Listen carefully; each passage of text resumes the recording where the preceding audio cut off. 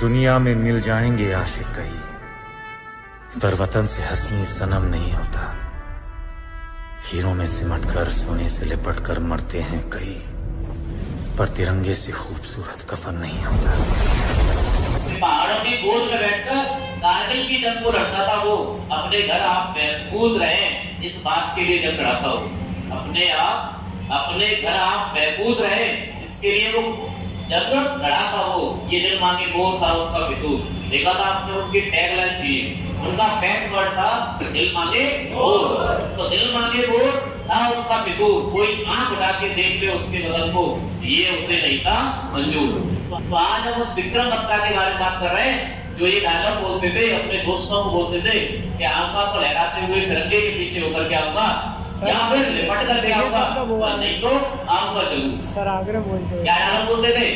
या तो मैं यहाँ से युद्ध जीतने के बाद तिरंगा लहराते हुए तिरंगे के पीछे होकर के आऊंगा, या फिर लिपट करके आऊंगा, लेकिन ये वादा कर रहा हूँ कि आऊंगा जरूर।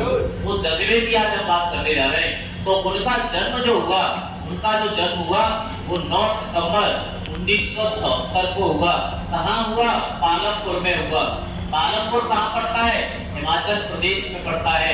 यानी वैष्णो देवी जो मंदिर आपका जम्मू कश्मीर में, उनका इनमें इम्पैक्ट भी रहा है। दूसरी बात, इनके जो पिता थे उनका नाम था जीएल बत्रा, यानी गिरधारी लाल बत्रा इनके पिताजी का नाम था, जिन्होंने बचपन से ही इनमें देशभक्ति की कहानियों से इन्हें उत्प्रेरित किया। आपको बता दूं इनकी मां का रोल सबसे बड़ा रहा, यानी इनकी मां का नाम था कमलकांत बत्रा, इनकी मां का नाम था। और ये कमलकांत बत्रा और जीएल बत्रा, इनके सबसे पहले जो जुड़वा बेटियां हुई, उसके बाद वो जुड़वा बेटे हुए। बिल्कुल जो विशाल बत्रा इनके जो छोटे भाई हैं, बिल्कुल हूबहू इन्हीं जैसे लगते हैं। तो इनके भाई का नाम क्या था? इनके भाई का नाम था विशाल बत्रा। मैं आपको बता दूं कि जो कमलकांत बत्रा थी वो हमारी रामचरितमानस से बहुत ज्यादा इम्पैक्ट थी, ठीक है? वो बहुत ज्यादा प्रभावित थी, इतनी प्रभावित थी कि उन्होंने अपने दोनों बेटों का नाम जो जुड़वा थे लव और कुश रख दिया। यानी कुश नाम किसका था और लव नाम किसका था? लव नाम विक्रम बत्रा का था और कुश नाम विशाल बत्रा का था। कहानी आगे चलती गई। मैं बात करने जा रहा हूँ उनकी शिक्षा की। शिक्षा में इन्होंने स्टार्टिंग एजुकेशन एक सैनिक स्कूल से ली। सोच लो, जिस बच्चे को जुनून देना शुरू कहां से कर दिया गया हो? सैनिक स्कूल से। क्यों बोलते हैं फौजी के बच्चे जो है सैनिक स्कूलों में पढ़ते हैं? जुनून देशभक्ति का बचपन से डाला जा रहा है। तो डाटा चेक उनकी शुरू से सैनिक स्कूल की भरी गई, यानी उन्होंने वहां पर प्रशासन अनुशासन सब कुछ देखा, तो वो धीरे धीरे आग लगना शुरू हो गई। इधर इनके पिताजी जो थे वो देशभक्ति की कहानियां सुनाया करते थे, तो कहीं ना कहीं वो जुनून सेना के प्रति लगाव बढ़ता गया। लेकिन अभी तक ये डिसाइड नहीं कर पाए मुझे जाना किस क्षेत्र में है। इधर क्या हुआ? शिक्षा में इन्होंने आगे डीएवी स्कूल में, डीएवी कॉलेज में क्या ले लिया इन्होंने? मैं एडमिशन ले लिया। क्या ले लिया? डीएवी कॉलेज में एडमिशन ले लिया, जहां इन्होंने स्नातक की पढ़ाई की। स्नातक यानी बीएससी विज्ञान से किया, यानी इन्होंने वही इन्होंने मास्टर डिग्री लेने के लिए जब प्लानिंग कर रहे थे, उसी दरमियान इन्होंने किसका एग्जाम दे दिया? सोचो, आपकी लाइन से संबंधित व्यक्ति है, उसके बारे में आप नहीं जानते। तो सीडीएस में इन्होंने एडमिशन यानी सीडीएस क्वालिफाई कर लिया इस समय। और इसी दरमियान आपको बता दूं, जब ये डीएवी में थे, मास्टर डिग्री के लिए इन्होंने अप्लाई किया, उसी दरमियान इनकी मुलाकात किससे हुई? इनकी मुलाकात हुई डिंपल चीमा। यानी इन पे जो फिल्म बनी, अगर बनेगी भी तो बहुत ही जबरदस्त बनेगी, है ना? तो डिंपल बन चुकी है। डिंपल चीमा उस समय यहाँ से एमए कैसे कर रही थी? एमए इंग्लिश से कर रही थी। तो अपने आप में बहुत जरूर का सब्जेक्ट, यानी दोनों की मुलाकात हुई। यहाँ पे मुलाकात आगे बढ़ती गई और उस समय जब सीडीएस में ये सिलेक्ट हो गए, इन्होंने इनको फोन किया तो उनकी भी खुशी नहीं समा पाई। आप जानते हैं हमारी सेना में अफसर बनने के लिए अमेरिट की आवश्यकता पड़ती है। जब ये इसमें सिलेक्ट हो गए, इन्होंने फोन किया मुझे वहां जाना हो रहा है और ऐसे करके हम दूर होने जा रहे हैं। यानी जो दोस्ती थी वो प्रेम में बदल चुकी थी, और यहाँ तक कि ये दोस्ती अब शादी संबंधों में बदलने वाली है। डिंपल जो चीमा थी, उन्होंने प्रस्ताव रखा उनके सामने। तो अब इधर क्या हुआ? इधर ये सीडीएस के अंदर जाना है, यानी आईएमए में इनका एडमिशन हो गया। इसमें एडमिशन हो गया था इनका। INA में, INA कहाँ पड़ता है? यानी इनका डिसाइड अभी ये कंफर्म नहीं था कि मुझे आर्मी में जाना है, किसमें जाना है। इधर बॉर्डर मूवी लॉन्च हो चुकी थी उस समय, जाना है आपको 97 में। बॉर्डर मूवी जब इन्होंने देखी इनके अंदर और ज्यादा जुनून बढ़ गया।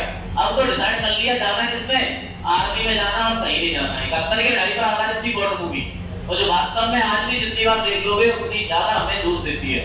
तो बस इधर क्या हुआ, इधर इनका थोड़ा सा अगर स्कूल लाइफ देखी जाए तो आपको बता दूं ये NCC में बेस्ट कैडेट रह चुके हैं। बेस्ट क्या रह चुके हैं? कैडेट। और ये ग्रीन बेल्ट धारी भी थे, इन्हें ग्रीन बेल्ट मिल चुकी थी इसमें जूडो कराटे में। और इन्होंने रिपब्लिक डे पर जो परेड होती है ना उसमें भी क्या किया है, पार्टिसिपेट किया है। तो और इनकी एक और हॉबी बता दूं आपको, एक और इनकी हॉबी थी टेबल टेनिस के जबरदस्त प्लेयर थे, उच्च स्तरीय प्लेयर थे। अब बताओ, मैं आज उस व्यक्ति के बारे में बात कर रहा हूँ कि जिसने इतना सारा ये सिस्टम किया। इधर क्या हुआ, डिम्पल चीमा से जब ये स्नातक के दौरान या पढ़ाई स्नातक के दौरान जब उनसे मिले, शादी संबंधों की बात हुई, तो एक बार ये मनसा देवी टेंपल, कौन सा टेंपल? मनसा देवी टेंपल घूमने गए। वहीं पर इनके गुरुद्वारे में भी गए थे, नंदा साहिब गुरुद्वारे का नाम था। तो वहां जब ये गए, बहुत जबरदस्त फिल्मी सीन है जो समझ लो, तो वहां मन्नतें मांगने के लिए जाया जाता है और आगे हमारी इच्छा पूर्ति हो जाए उनके लिए जाया जाता है। तो ये बस शादी के लिए गए थे वहां पे, हमारा शादी हो जाए। तो वहीं टेंपल में जब ये गए थे वहीं पे, तो वहीं पर विक्रम बत्रा ने डिम्पल चीमा को पकड़ते हुए और उनको ये बोल दिया कि बधाई हो श्रीमती बत्रा जी। ये वर्ड जब बोला तो उनकी भी खुशी नहीं समाई। बस उसी समय उन्होंने पर्स निकाला अपनी जेब से, उसमें से ब्लड निकाला और अपना अंगूठा काट करके जो ब्लड निकला उससे उनकी क्या बढ़ गई, आंख बढ़ गई। ये उस समय का सबसे जबरदस्त फिल्मी सीन था। ठीक है, ये घटना यहाँ तक रही। उसके बाद उनका IMA में एडमिशन हो गया, इनकी पढ़ाई चलती रही। क्या करना, NDA जब हम करते हैं तो ग्रेजुएशन ये कराते हैं। अब तो हम ग्रेजुएशन करके जा रहे हैं ना, तो ज्यादा पढ़ाई तो नहीं करनी है, बस सीधा आपको ट्रेनिंग है, उसके बाद सीधा पोस्टिंग होती है। तो उसके बाद जब इनका क्या हुआ, देहरादून में इनकी पढ़ाई पूरी हो गई, थोड़ी दूरी है इनकी बढ़ती गई। उसके बाद इनकी जो पोस्टिंग हुई, वो पोस्टिंग हुई कहां पर, 6 दिसंबर 1997 में। कहां पर हुई, सोपोर में। सोपोर को कुछ जगह श्योपुर के नाम से भी जाना जाता है। ये कहां पड़ता है, J&K में। सबसे खतरनाक बंकर माना जाता है ये ऐसा जहां पर आतंकवादी अलगाववादी कभी भी अटैक कर सकते हैं। सोचो, आपको थोड़ा सा कोई टास्क दे दिया जाता है, आप घबरा जाते हो। उस व्यक्ति को, उस बच्चे को एक टास्क मिला है और लेफ्टिनेंट एज ए लेफ्टिनेंट चुन के जा रहे हैं और पोस्टिंग हो गई ऐसी जगह पे जहां जाने की लोग सोचते भी नहीं। ये सबसे जबरदस्त टास्क, चैलेंजिंग था बहुत ज्यादा। 13 की बटालियन इनको मिली और जब इन्होंने यहाँ पे अपने कर्तव्य दिखाना शुरू कर दिया तो पाकिस्तानियों की नजरों में ये आ गए। पाकिस्तानियों की नजरों में ये आ गए और वो इनके नाम से कांप भी जाते थे। वो इनके नाम से क्या हो जाते थे, कांप भी जाते थे। तो अब देखो आगे हुआ क्या, इधर कौन सी लड़ाई छिड़ गई, यहाँ इधर कारगिल का युद्ध छिड़ने जा रहा है। कारगिल का युद्ध आपको बता दूं लगभग कितने महीने चला था, 2 महीने चला था। यानी 3 मई से मैं बात करूं और 26 जुलाई तक ये युद्ध चला। आपको बता दूं हमारे विक्रम बत्रा जो शहीद हुए वो 7 जुलाई को हुए थे। यानी 3 मई से 26 जुलाई में लगभग 2 लाख सैनिकों ने भाग लिया इसमें, जिसमें हमारे 550 अफसर सैनिक जितने भी थे वो बहुत बुरी तरीके से मारे गए और 13,000 हमारे सैनिक घायल हुए गंभीर रूप से। यानी उनके हाथ पैर इस तरीके से कुछ न कुछ में विकलांगता आई। इधर पाकिस्तानी जो लगभग 600 से ज्यादा उनका नुकसान हुआ, यानी वो मारे गए। इसके अलावा और भी डाटा बहुत सारा है उनका। यानी यहाँ पे जो नवाज शरीफ का उन्हें त्याग पत्र देना पड़ा, परवेज मुशर्रफ ने कमान संभाली थी उधर जाकर के। तो कारगिल है क्या चीज, कारगिल वो जगह है जो 70 या 18,000 फीट ऊंची है। सबसे बड़ी बात तो यही है, और जिसकी चोटियां 80 डिग्री पर झुकी हुई है। सोचो, यानी बहुत खड़ी हो गई है। तो और यहाँ का टेम्परेचर कितना है, -10 डिग्री सेल्सियस। सोचो वो बात क्या रही होगी, जज्बा जरूरी होगा उन व्यक्तियों का। क्यों बार-बार विक्रम बत्रा चिल्ला रहे, तो कहीं ना कहीं उनमें व्यक्ति में बात रही होगी जिसने अपनी बटालियन को लेकर के वहां पे चढ़ाई की। आपको बता दूं सबसे कठिन चोटियां जीती जो उनके कब्जे में थी।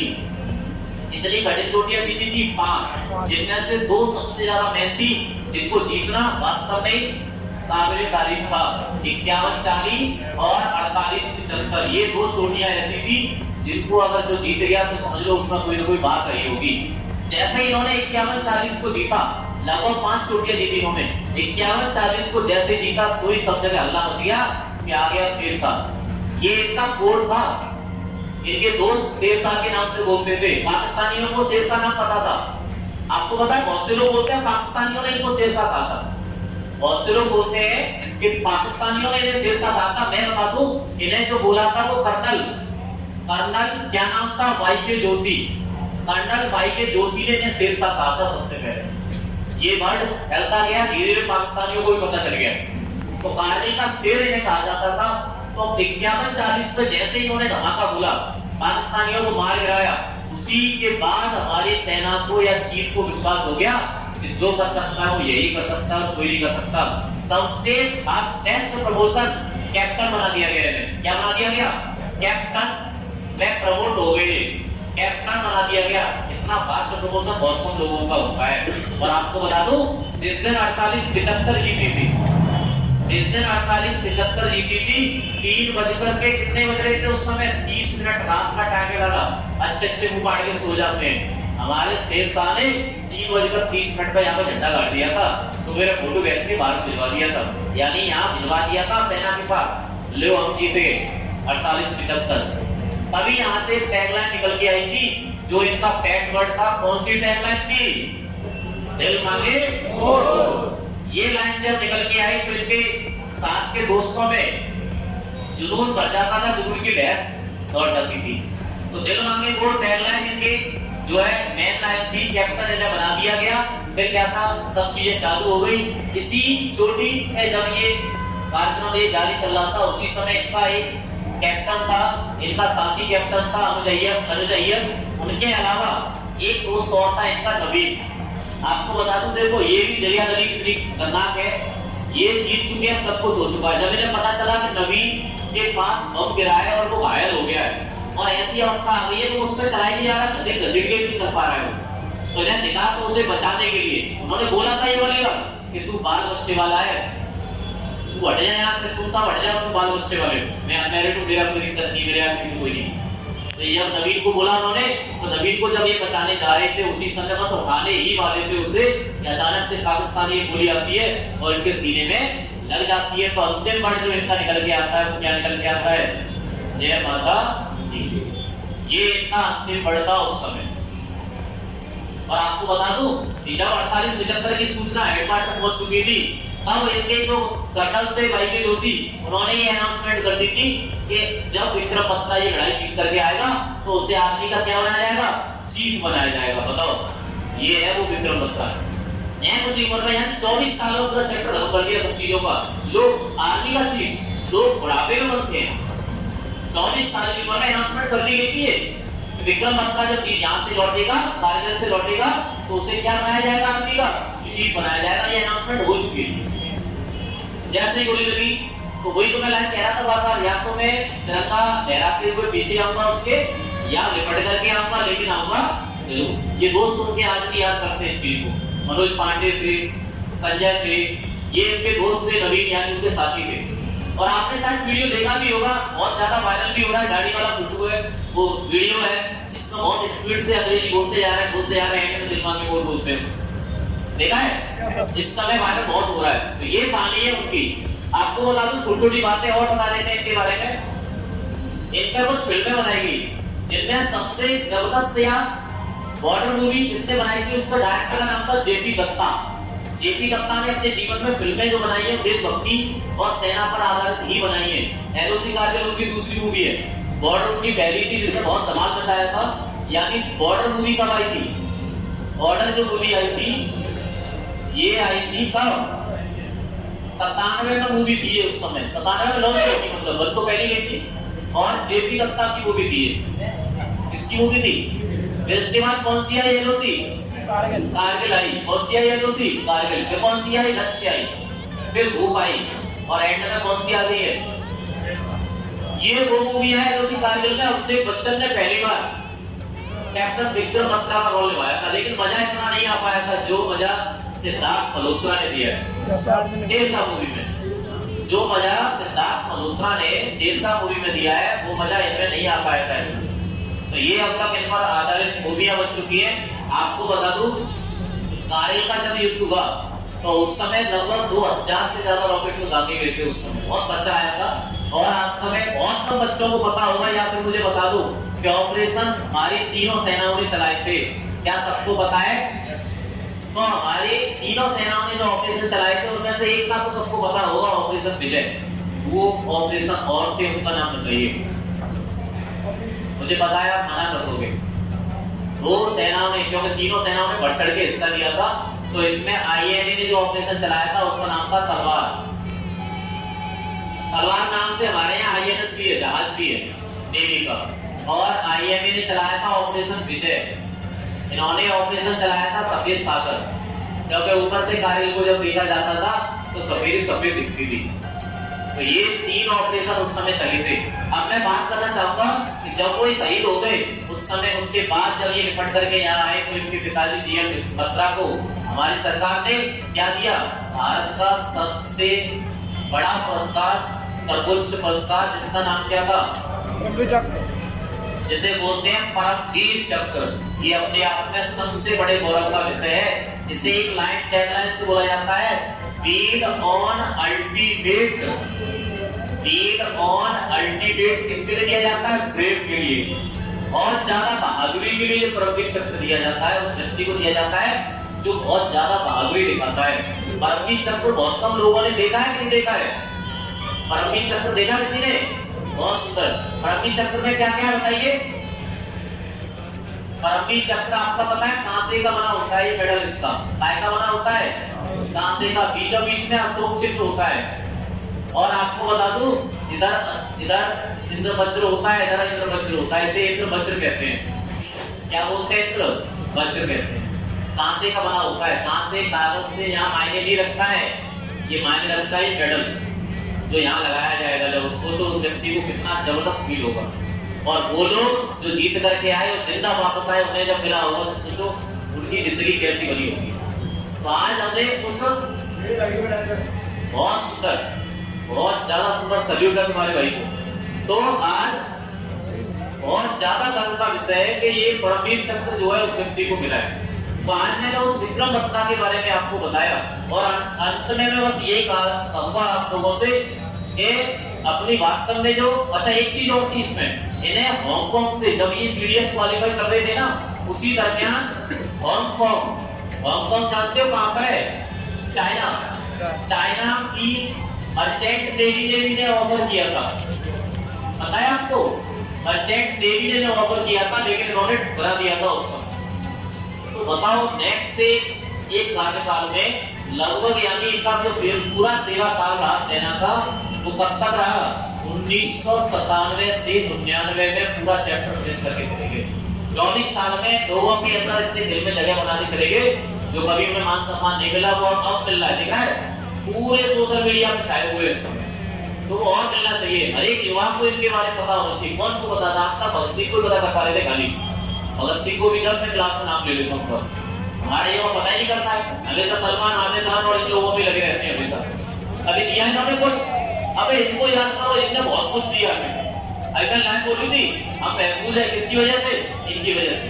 अभी अक्षय कुमार ने कुछ देर पहले बोला था कि आप हैं तो हमें, सही बात है। अगर वो है तभी तो हमें, वो नहीं होंगे तो हम कहां से होंगे? और टेम्परेचर नहीं देख रहे हो? -10।